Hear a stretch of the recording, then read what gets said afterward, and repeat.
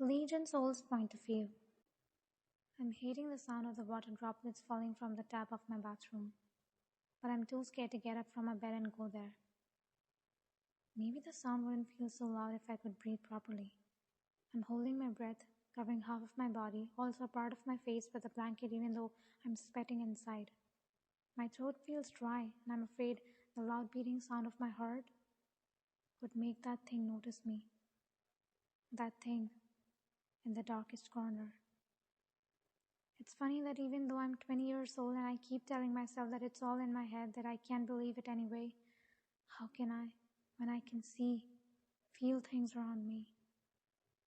Have you ever felt someone watching you? Watching from real closely? Measuring every step you take and you can feel those eyes from your back? Sharp eyes that you can't hide from? Sudden chills give you goosebumps? Even in your sleep you only get nightmares because you can never relax. Someone is watching. Or something. That's how I've been feeling for the past few days. I don't know when it all started. It just did. In my college, my workplace, home, everywhere I could feel someone watching me. And the most frightening thing is, somehow the person, the thing that's watching me, doesn't feel like human. Maybe it's all in my head, just like anyone would say. Then what's that thing over there? For the past few nights it's been there. I was afraid, so I kept the lights on when I slept tonight. Somewhere around midnight I woke up and it was dark. That thing was there. Again. I can't keep my eyes off it, because I feel as soon as I close my eyes, it would devour me. I tried to swallow the huge lump in my throat, afraid that I would make a sound. Well, how to describe that thing over there? It's like a huge space. And there is a huge shape in there. A dark figure sitting in the farthest corner of my room.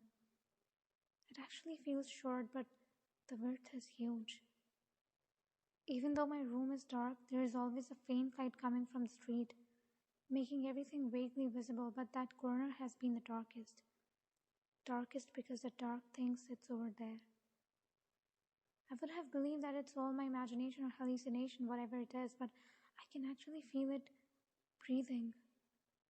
Slow, steady, yet reggy breathes.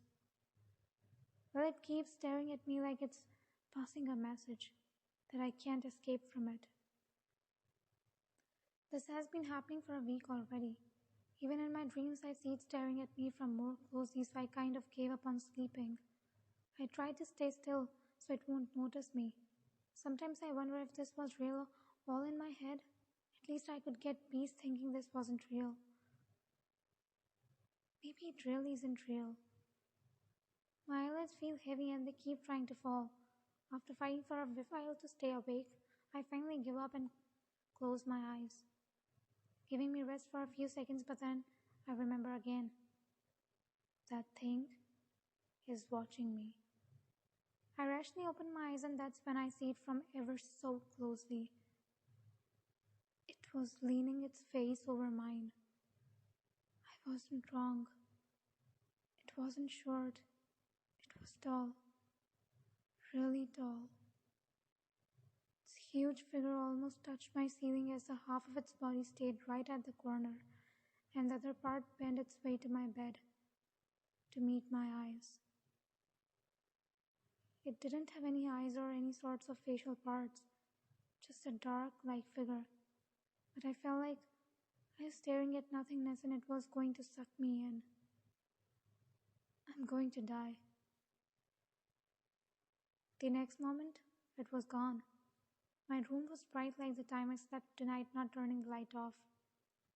I sprint up from my bed. My whole body is cold and not even a scream would come out from my mouth. Why is this happening? I need help. Please, someone help me. I can't take this anymore. Please, someone believe me. Time skip. Jimin, are you making fun of me? Why would I? He made his eyes wide. I swear, I swear, this exorcist is real. He's the real deal. I gave him a tired look as he kept on bragging about how his aunt's place was haunted and this guy drove those spirits away while no other shamans or exorcists could. If he wasn't my best friend for 5 years, I would have killed him for making fun of my situation. He's the only person I could talk to. Everyone tells me to see a psychiatrist, but luckily he hasn't yet. And now, he's talking about an exorcist. A freaking exorcist. He even dragged me to this shadowy place. Now we're standing outside an old apartment for 20 minutes knocking on the door, but no one's answering. If someone stays in this place, it would be an alcoholic, homeless type of person. Can we go now? I scrunched my nose looking around. This place reeks of stench. Just a little while, Jinsol, please. He knocked on the door again with pure excitement written on his face. I can't believe him. I'm leaving you. Saying that, I started walking, but a noise of the old door creaking open makes me stop and turn around. A dark, tan-skinned looking guy in a lousy grey trouser and black sweatshirt came outside in bare feet. His dark black hair was a mess like he just got up from sleeping. He said nothing but gave us a death glare. Are you Kim Namjoon? Jimin asks after swallowing, because of the hard look that guy was giving him. Then he took out a card and shoved it in that guy's hand. Exorcist Namjoon? The dark-skinned guy scratched his back observing the card. What do you want? He asked. Surprisingly, he had a deep and clear voice. So you're him. Jinsol, come here. Jimin waved his hand at me. You see, my friend's been feeling that someone's been watching her. Last night I'm not interested. The Namjoon guy said as he started scratching his belly, putting one hand under his sweatshirt. Then he took slow steps towards the door to close it again. Rude. Come on, Jimin. I said in a stern voice, but he ignored me and put his hand on the door when Namjoon started closing it. Please help her. She hasn't been sleeping for days. She will fall ill like this, so please. The door shut off on Jimin's face. Wow. I didn't know you were that worried for me, I said, reaching him, putting a hand over his shoulder. I was just curious to see how the exorcist would cure you. You know how much I dig this stuff? Huh? You know, right? He said, taking a pen and a notebook out from his backpack. Yeah, and I thought you were worried, you stupid shorty.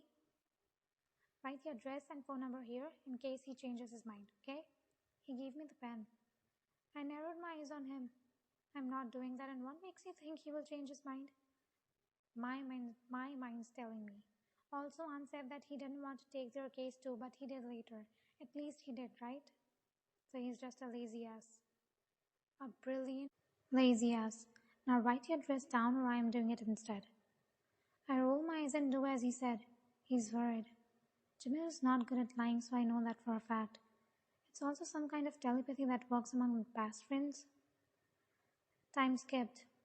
I calm my head down as my mind wanders off to places. I feel scared being alone at my home again. So I try to think about everything else. Let's see, how about that exorcist guy from today? Such a moron.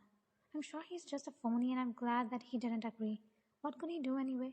But deep inside, didn't I pray that this guy would help me somehow? That thing is watching me. The familiar feeling of being afraid came back as I shivered. Closing my eyes for a second and to regain my thoughts, I opened them again. The light bulb in my room is flickering. It's nothing. It's surely nothing. I just shouldn't think about it. So I keep on combing my hair, looking at my reflection in the mirror. Stay calm. Don't think about it, okay? It becomes dark for a second as the light turns off. The next moment, it's back by itself again. My body shivers a little, but I keep my eyes straight on the mirror. The light isn't flickering anymore. Brown, wavy, long hair and a slight tanned skin. That's me in the mirror. But why are the eyes so dead? My reflection slip slowly twitches upward as it gives a sinister smile. Then it raises its right hand. The hand where I held my hairbrush. But it's a knife instead.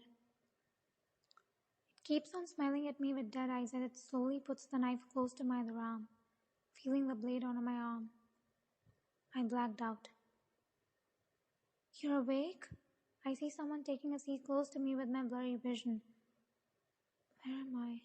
I squint my eyes to look clearly, but everything is blurry. You're at the hospital. Someone hurt your arm. You lost some blood, but you're okay now. His words makes me look at my arm and discover bandages there. The voice is deep and soothing, slightly familiar, almost like the voice I heard today. That guy.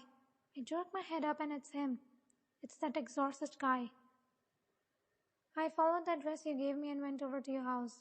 You weren't answering and then your neighbor came outside from next door. I asked him and he said you go to work at noon but he hasn't seen you go outside today. He slowly says as he kept staring at me with an unreadable expression. Does that mean he met Jungkook? Why did this guy change his mind anyway? Wait, don't tell me you broke the door. He looks at me for a second then opens his mouth. I did. Ah. I fall on the bed again. This is going to cost me a fortune. Why did you change your mind? I asked, looking ahead at the ceiling. Did you write believe me or help me or something like that in the paper you wrote your address? I gave him a weird look. No, I didn't. He blinks and for a second there I could see a surprised expression but then it goes back to a stone face again. I'm sorry to inform you about this but you've got only 13 days to live starting from today. What? Huh? I sprinted up from my bed. What is he saying? But don't worry, I'll help you. I'm Kim Namjoon, an exorcist.